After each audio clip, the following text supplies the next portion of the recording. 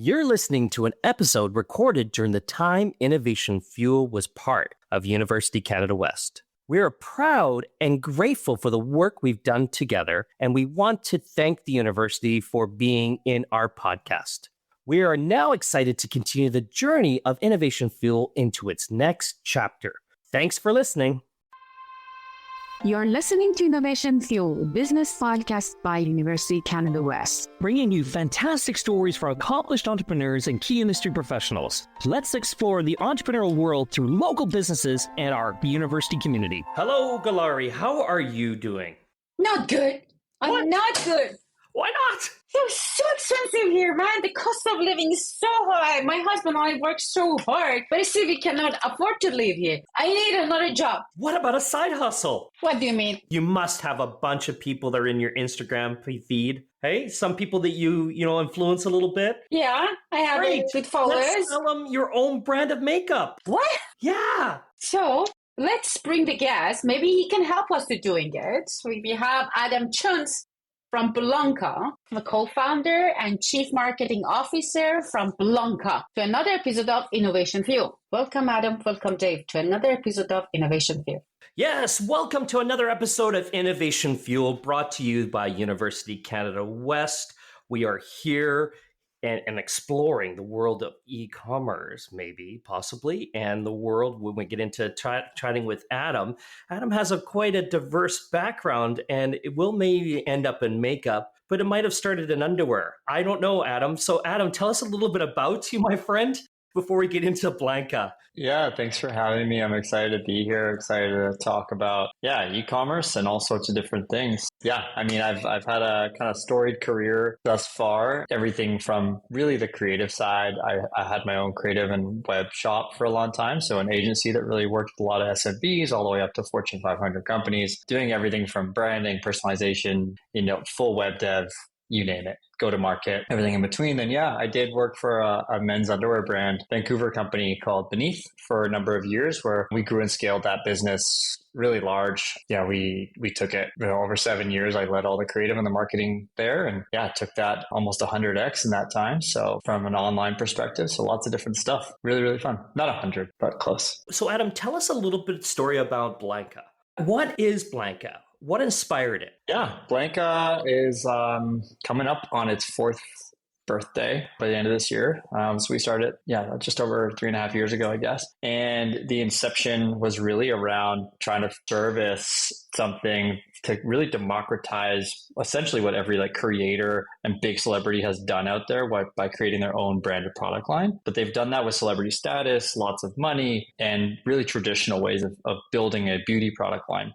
Think Fendi, or or what Kylie's done with Kylie Cosmetics. We wanted to really democratize that process. So Blanka, in a nutshell, is a platform that enables anyone to start and scale a beauty product line. We think of beauty really holistically, from cosmetics and makeup through to skincare, now some home and bath and body products as well. And then we're launching wellness and vitamins and supplements in the next 2 weeks. Really, really broad in that sense. The way it works really simply is that someone creates an account, they upload the logo, we generate hundreds of product shots immediately, and they pick the products they want, they publish them to their store, they get an order, and it flows through to us, and we brand it on site, and we ship it to the end customer. We do all of that with North American made products and no minimums. So essentially handling the entire kind of supply chain all under one roof with really low risk to everyone else that's using it. You only pay for the products that you sell and a small monthly subscription. So Adam, with that in mind, who is the target customer that typically would end up at Blanka store? It's a bit of a range. So on the bottom end of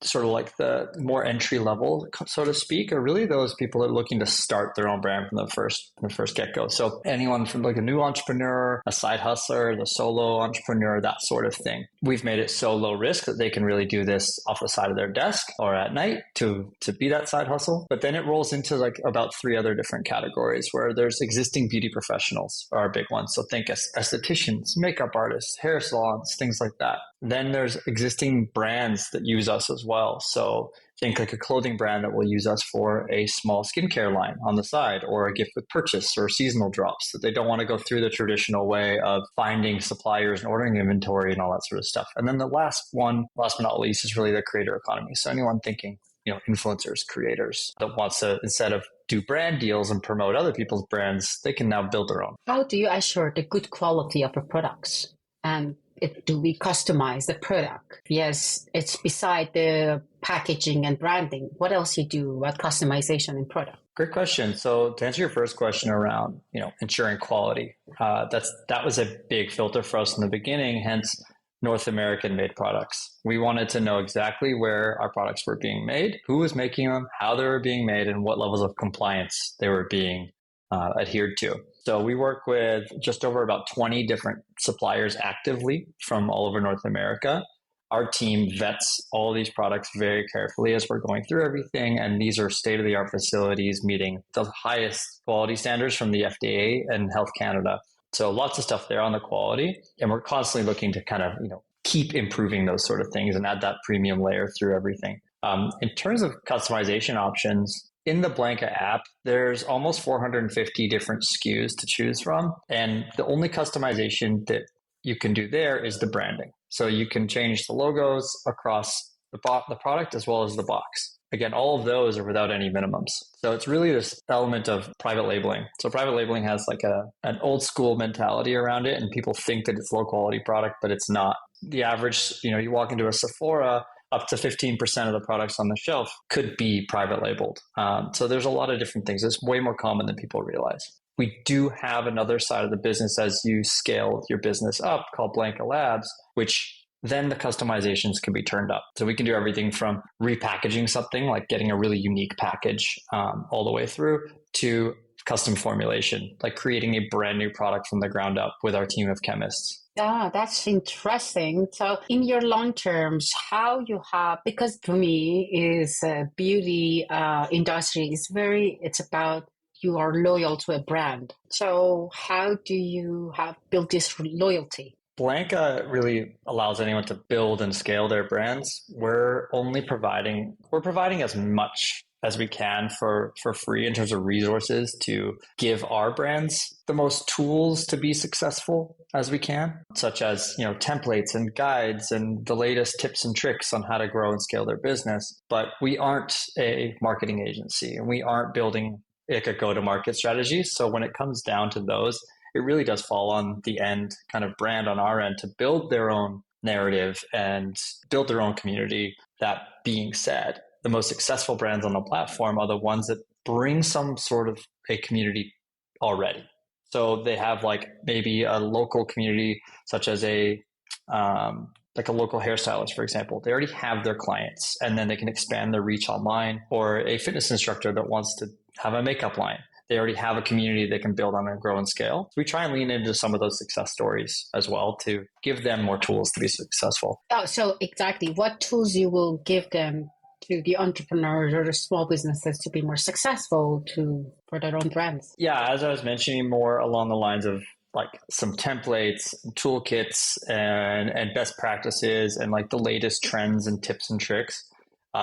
Is really what we provide. We are expanding that as we grow into more educational resources to really give people more tools in that side, as well as partnering with some key people to help kind of build more courses around launching your brand or creating those really sticky moments in like an e-commerce funnel, things like that. But without trying to do everything that a marketing agency, so to speak, would do, is there. So I want to just step back in time, Adam. Back in time, this was started in 2020 and it's now 2024. You had a significant raise last year. I think it was last year, the year before. You had a significant raise last year. Yep.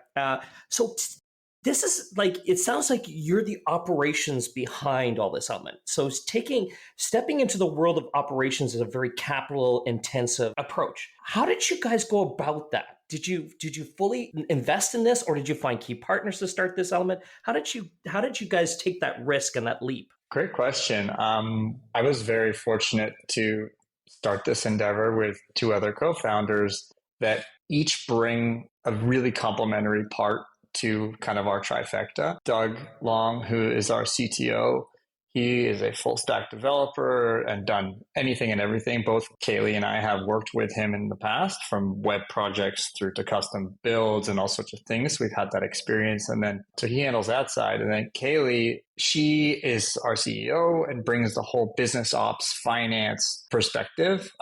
She's worked for Big Four in corporate consulting. She started several other startups and tech talent and different things there, as well as some e-commerce plays. So we brought this like beautiful synergy of skills that we were very fortunate. We didn't need anyone. We could build anything without any capital except sweat equity. So that's how we kind of got started. And at first, we thought we were just tech. We thought we would just be the middle player aggregating all this old school industry, the suppliers, all the different levels of the supply chain, and then kind of facilitating that through an interface, essentially. That narrative quickly evolved to us really bringing that and building that in-house. So we actually bring all the product into our facility from the suppliers, and we handle all the personalization and branding in-house and all the shipping and fulfillment. It's one of those things that we make it super easy that we've had now because we now handle all the logistics and the mess that happens in the background. And that's kind of the beauty of it. Being a tech company, we've been able to innovate into those spaces beyond just the Blanka app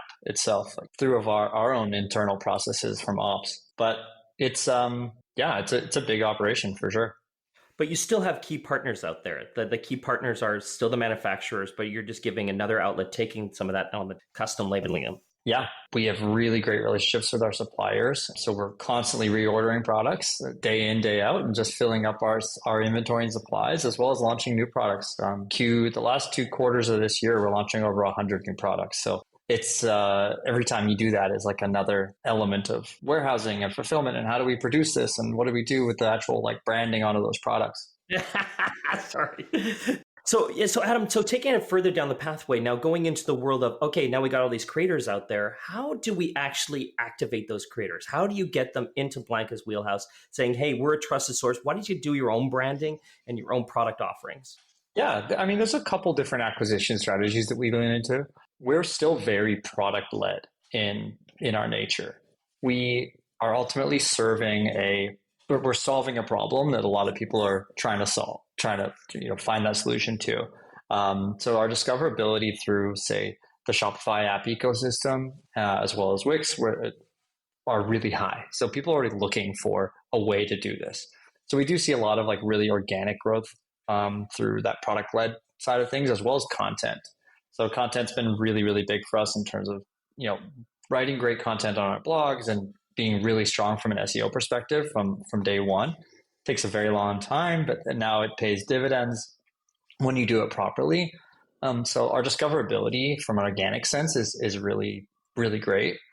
The other side is really like that demand generation side. So we have a small sales team that is doing really curated outreach to some of those creators in different niches and ICPs that are really more one-on-one conversations. And then on the other side, we've got some kind of people helping promote Blanka through partnerships and sort of pay promotions and different things like that are really highlighting what we can do. And it's not too good to be true at the end of the day. It's validating from like a real like expert in, say, e-commerce is promoting, building content, saying, hey, you guys can actually do this with Blanka. And it's not, you don't have to worry about it. It actually is great. So scaling up mostly can be a challenge for private branding. And so do you have any challenge facing for scaling up? Do you mean for like our brands, the brands that use Blanka, or for Blanka itself, or Blanka like internal itself. Side? Because you need to have a specific business clients, right? Are you facing any challenges for scaling up, or no? It's not so far.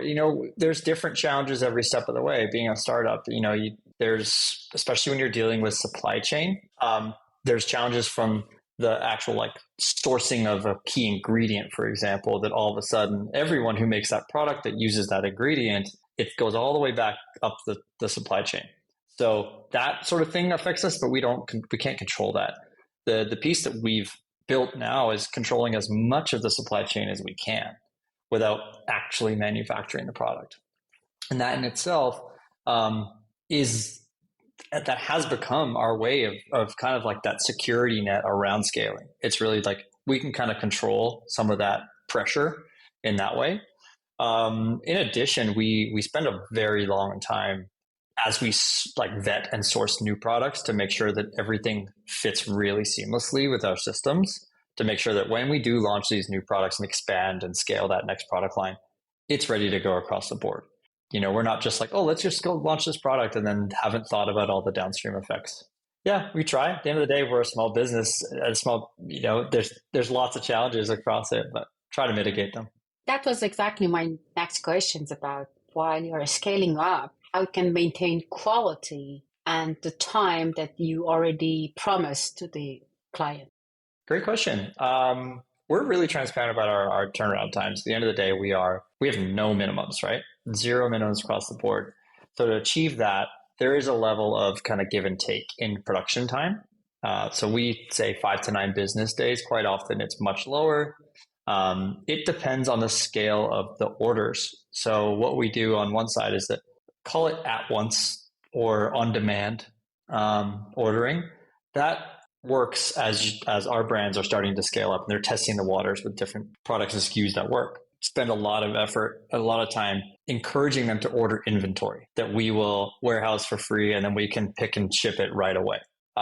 We start to recognize when these merchants are seeing success and we're like, hey, you know what, to do this better and faster and turn it around faster, we encourage you ordering inventory and we incentivize it with discounting on volume and things like that. So that's one way that we really try and mitigate like the end customer, because at the end of the day, it's like B to B to C, so to speak.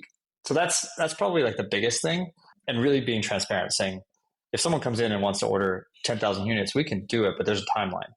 It's not coming in the same timeline that you get one. So it works. It's just about open and honest communication with merchants and setting really clear expectations.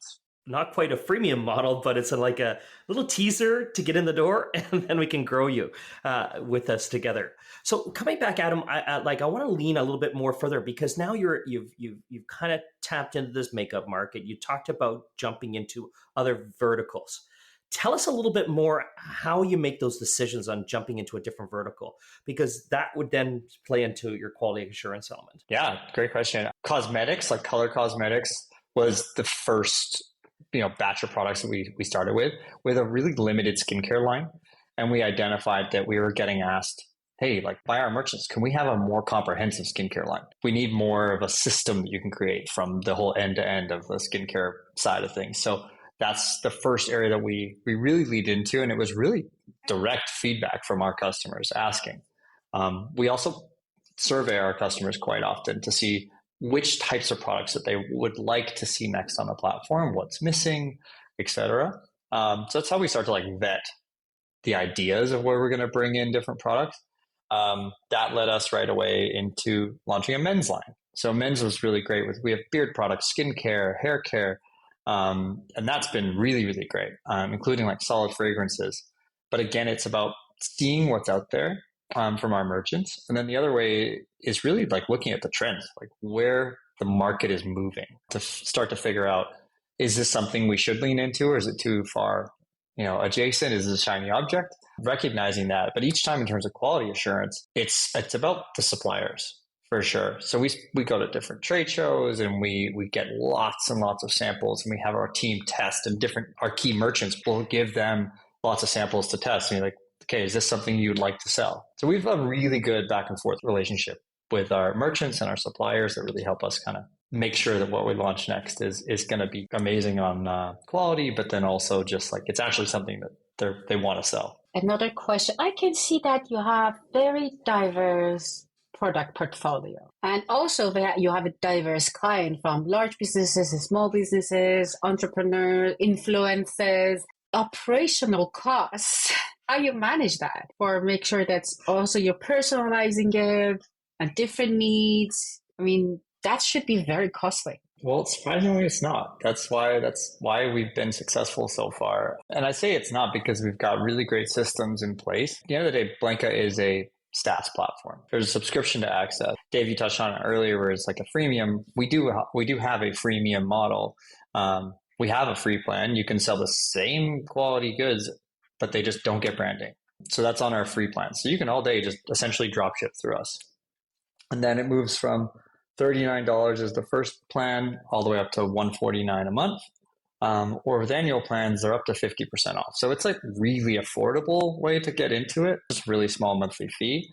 That fee allows us to really build and scale, like, and handle all the operational costs and everything that we do there. Okay, so operational cost is not huge, diverse product and diverse clients. Yeah, exactly. And then in addition to, another like revenue stream for the business, we do make a small margin on all products sold, but it's no impact to the merchant. Marketing question, Dave. Well, I just, like I'm so in love with this. It's just amazing. And it's just the next evolution of e-commerce. We talked about SaaS-based elements, and we have the Shopify and we have the Wixes out there, and then you're connecting into those platforms and you're just it's a turnkey solution. Here you go. Let's get going. You already have the relationships. You're already the personal brand. Why don't we just help you, scale that up? So tell me next, Adam, what's next? Like, we're thinking about the future. What are some of the things that you're thinking about for Blanka as you move forward? You talked about expanding into other different types of lines. Where do you see Blanka going?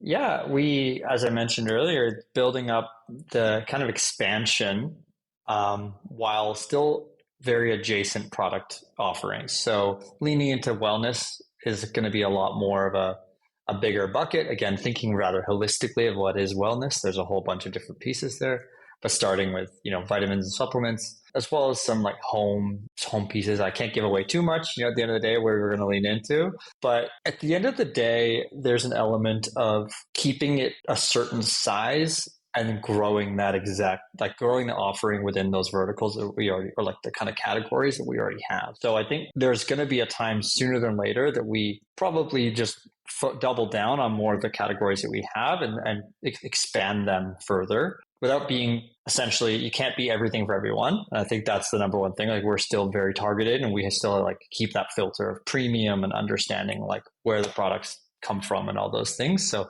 within those constraints, there's only so many things you want to do. We don't want to be like, personalizing fidget spinners, or anything like that. There's a line that we'll draw. So Adam, advice for our future entrepreneurs that are out there thinking about this pathway. You've had that experience of working in an organization, then taking the leap of faith and jumping and starting your own thing.